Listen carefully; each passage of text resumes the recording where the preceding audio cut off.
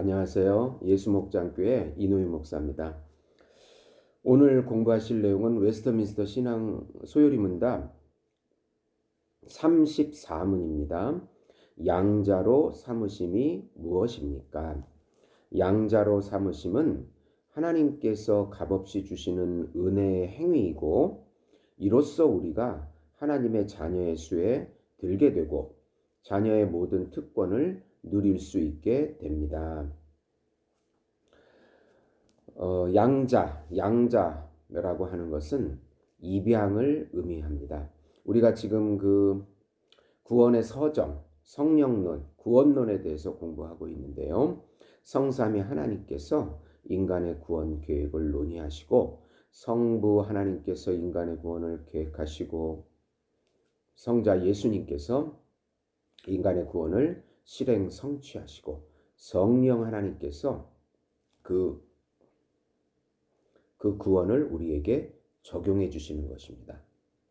그 적용해 주시는 것이 바로 그 단계가 이제 구원의 서정이라고 하는데요. 소명, 유효하게 불러주시고, 중생, 또 성령으로 거듭나게 하시고, 회심, 우리의 삶 전체가 하나님 쪽으로 이제 방향을 틀어서 하나님을 신앙 이제 모시고, 또 칭의, 의롭다고 여겨주시는 것입니다. 그리고 오늘 지금 공부할 양자, 이제 자녀로 입양이 되는 것이고, 그 다음에 이제 성화, 거룩하게, 점차로 거룩하게 하나님 닮아가고, 견인, 끝까지 우리를 이끌어 주시고 우리가 인내하게 해주시고, 그리고 영화, 이제 최종적인 구원의 완성이 이루어지는 이 단계가 바로 구원의 서정이라고 볼 수 있습니다.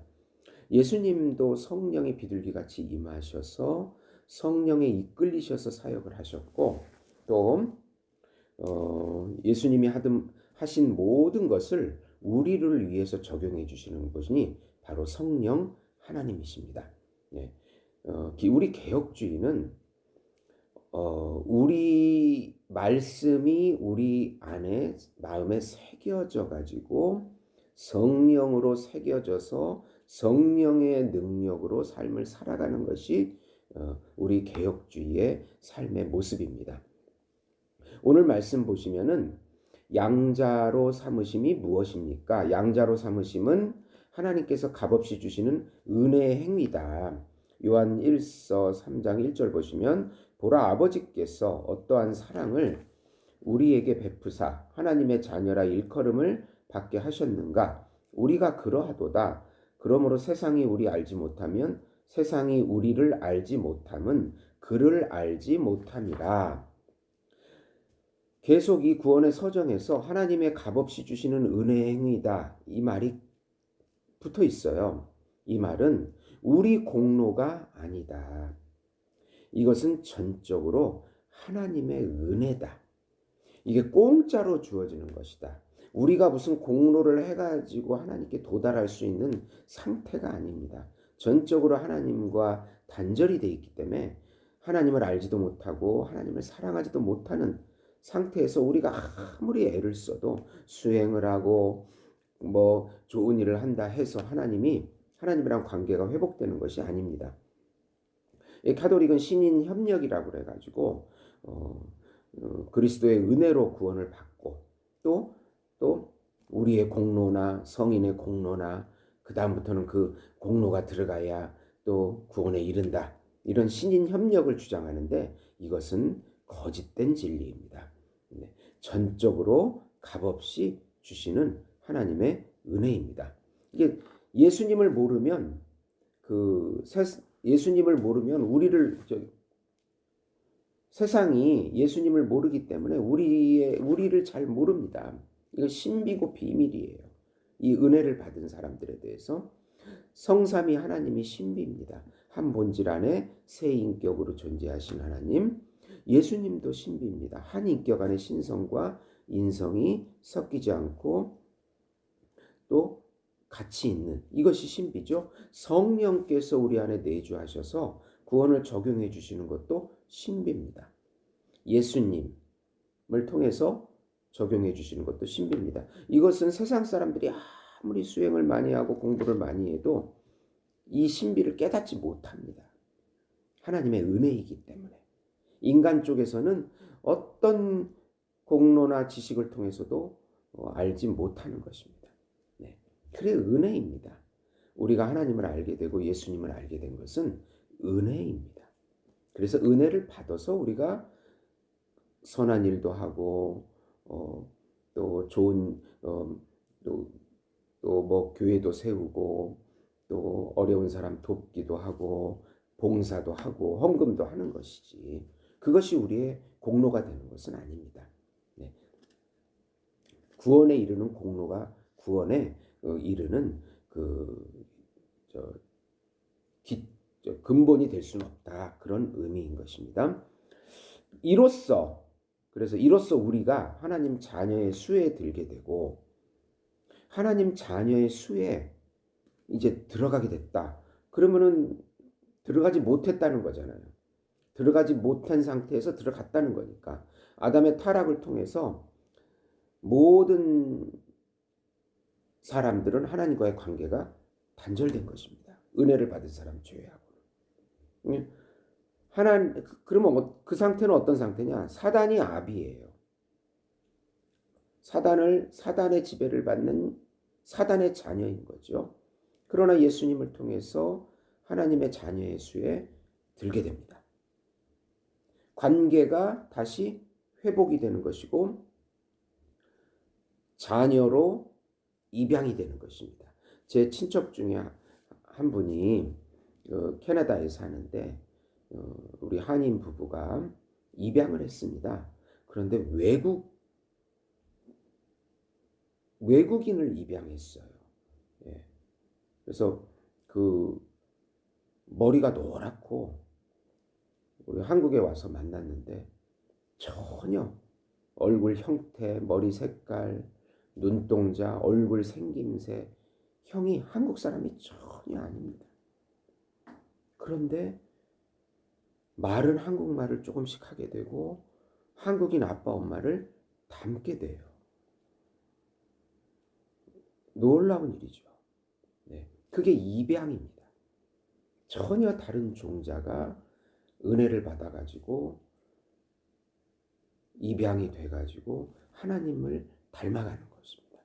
네, 그게 양자 하나님의 수에 들게 되는 것이죠. 네, 이제 그리고 그 부모의 모든 특권을 누리게 되는데 자녀의 모든 특권을 누리게 됩니다. 네. 중요한 것은 입양이 됐을 때 그 부모의 모든 재산과 또 부모의 재산 그거는 부수적인 것이고 부모라는 그 관계가 바로 특권인 것입니다.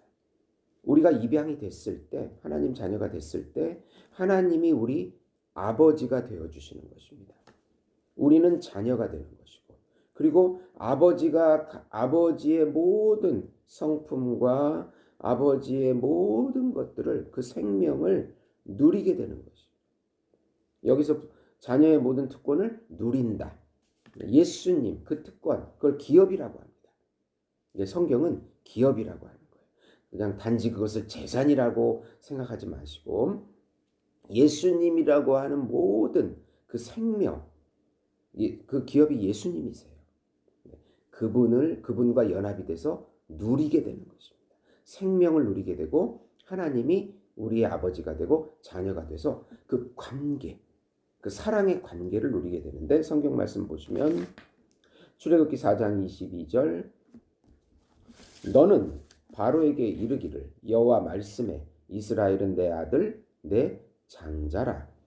요한복음 1장 12절 보시면 영접하는 자 그 이름을 믿는 자에게는 하나님의 자녀가 되는 권세를 주셨으니 로마서 8장 15절에서 17절 보시면 너희는 다시 무서워하는 종의 영을 받지 아니하고 양자의 영을 받았으므로 우리가 아빠 아버지라고 부르짖느니라. 성령이 친히 우리의 영과 더불어 우리가 하나님의 자녀인 것을 증언하시나니 자녀임은 또한 상속자 곧 하나님의 상속자요 그리스도와 함께한 상속자니 우리가 그와 함께 영광을 받기 위하여 고난도 함께 받아야 할 것이니라. 여기서 양자의 영, 우리를 양자로 입양시켜 주시는 분은 성령의 능력이라는 거예요. 그래서 상속자가 되어서 그리스도와 함께 모든 하나님과의 아버지 되심, 아빠라고 부를 수 있는, 그 아빠라고 부르면 이제 다 끝난 겁니다, 사실은. 아빠께서 다 우리의 모든 것을 책임져 주시는 것이에요. 이 세상의 것뿐만 아니라 내세의 것까지 모든 것을 다 책임져 주시고 누리게 해 주시고 어마어마한 것입니다. 네. 우리가 예수님을 위해서 많은 것을 하는 것이 아니고 예수님께서 우리를 위해서 해주신 것을 누리는 것입니다. 기업은 예수님이세요. 그 예수님을 누려서 하나님과의 관계의 모든 것을 누리게 되는 것입니다. 그런데 여기서 그 고난도 함께 받아야 된다. 그 말의 의미는 세상과 죄에 대해서 죽게 되고 우리 이 생에 사는 동안에 그 다음에 의와 생명에 대해서 다시 사는 것입니다. 우리가 예수님과 함께 죽었다는 것은 예수님과 함께 고난도 같이 받는 것입니다. 그리고 예수님과 함께 부활하는 것이고 최후의 부활뿐만 아니라 여기서도 하나님께서 또 부활하게끔 삶 속에서 부활하게끔 또 은혜를 주십니다. 고난을 받고 부활하고 또 고난 속에 들어가게 되고 부활하게 되고 이게 우리 인생의 신비, 그것이 예수님과 함께 하나님의 아빠 되심을 누려서 지금 여기서부터 누리고 최종적인 완성은 이제 예수님 재림 때 되어지는 것입니다. 들어주셔서 감사합니다.